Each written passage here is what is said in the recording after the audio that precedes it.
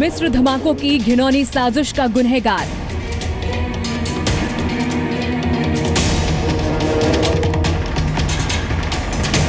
Baghdadi का नापाक आतंकी हमलावर।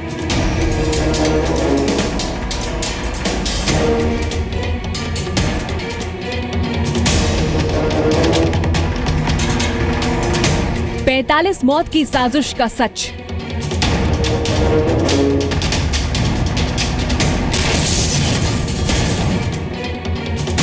सीसीटीवी फुटेज में कैद दहशत का प्लान।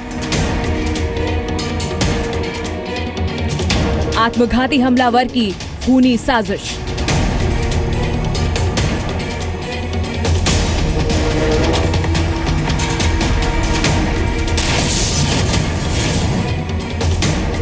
मिस्र में ISIS की इमरजेंसी।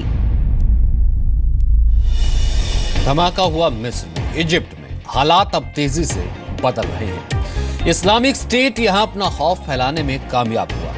इजिप्ट के 2 शहरों में रविवार को धमाके हुए, जिनमें अब तक मिले अपडेट्स के मुताबिक कम से कम 45 लोगों की मौत हुई है और 120 से ज्यादा लोग घायल हुए हैं। फिलहाल इजिप्ट में 3 महीने की इमरजेंसी घोषित कर दी गई है।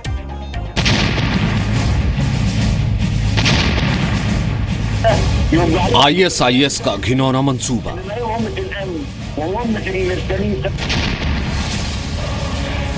ईस्टर से पहले ईसाई समुदाय पर निशाना। मिस्र में लगी 3 महीने की इमरजेंसी।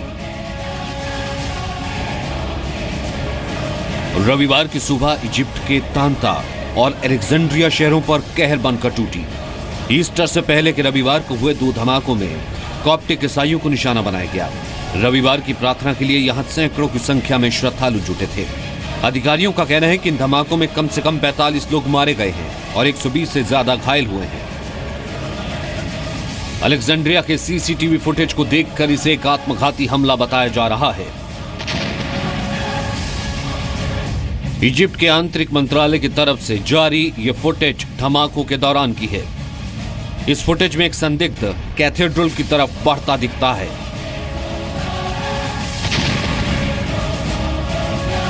भूरे रंग का जैकेट और कंधे पर नीले रंग का स्वेटर। यह संदिग्ध गेट के जरिए चर्च के अंदर दाखिल होने की कोशिश करता है,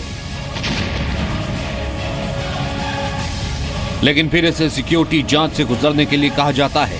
संदिग्ध मेटल डिटेक्टर की तरफ बढ़ता है और उसके बाद होता है जोरदार धमाका।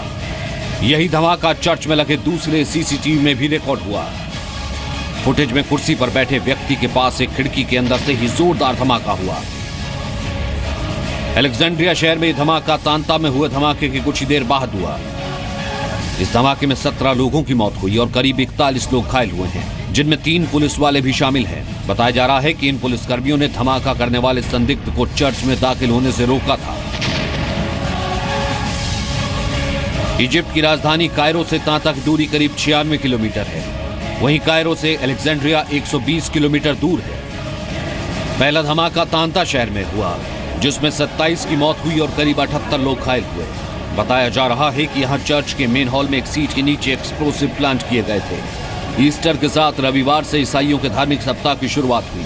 इस दौरान बड़ी तादाद में सेंट जॉर्ज चर्च में प्रार्थना के लिए लोग एकजुट थे। लोग भक्ति गीत गा रहे थे। आने वाली तबाही से वो अनजान थे। फिर एकदम से हुए धमाके ने दहशत और खौफ फैला दिया। धमाके के बाद चर्च के अंदर टूटे शीशे और बेंच, फर्श पर और दीवारों पर फैले खून के छींटे बता रहे हैं कि धमाका कितना भयंकर था। ये लोग हमें बांट नहीं पाएंगे। यहाँ हालात बहुत खराब हैं। इन हालात में खुद पर काबू रखना मुश्किल हो जाता है। ये गलत है। ये हमारे लिए कोई नई बात नहीं है। चर्च को निशाना बनाने की खबरें पहले से थी। पुख्ता कदम क्यों नहीं उठाए गए? मुस्लिम और ईसाई एक हैं। हम सबको ये दोहराना चाहिए। ये एक आतंकी हमला है। इस्लाम का इससे कोई लेना देना नहीं है।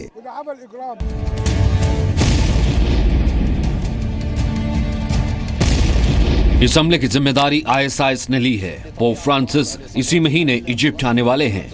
उन्होंने इस हमले की निंदा की है। हाल ही के दिनों में आईएसआईएस के हमले अल्पसंख्यक ईसाइयों पर बढ़े हैं।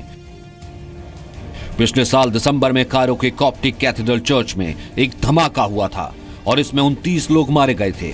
ये हमले खासकर 2013 के बाद और बढ़े, जब सेना ने चुनी हुई सरकार को अपदस्थ कर दिया और इस्लामी कट्टरपंथियों के खिलाफ कार्रवाई शुरू की। कॉप्टिक चर्च और कॉप्टिक ईसाइयों को लगातार निशाना बनाया जाता रहा है। कहा यह जा रहा है कि अल्पसंख्यक होने की वजह से इन पर हमले हो रहे हैं। फरवरी में इस्लामिक स्टेट के लड़ाकों ने ईसाइयों पर हमले की धमकी दी थी। इजिप्ट की आबादी में ईसाई करीब 10% हैं। यह हमला तब हुआ जब कॉप्टिक ईसाई ईस्टर से पहले के रविवार को एकजुट हुए थे। यह ईसाई कैलेंडर में पवित्र दिनों में से एक माना जाता है। राष्ट्रपति अब्देल फतेह अल सीसी के लिए इन हमलों को रोकना चुनौती बनता जा रहा है। प्रेसिडेंट धार्मिक सद्भावना की वकालत करते हैं। फिलहाल इजिप्ट में 3 महीने की इमरजेंसी घोषित की जा चुकी है। ब्यूरो रिपोर्ट, जी मीडिया।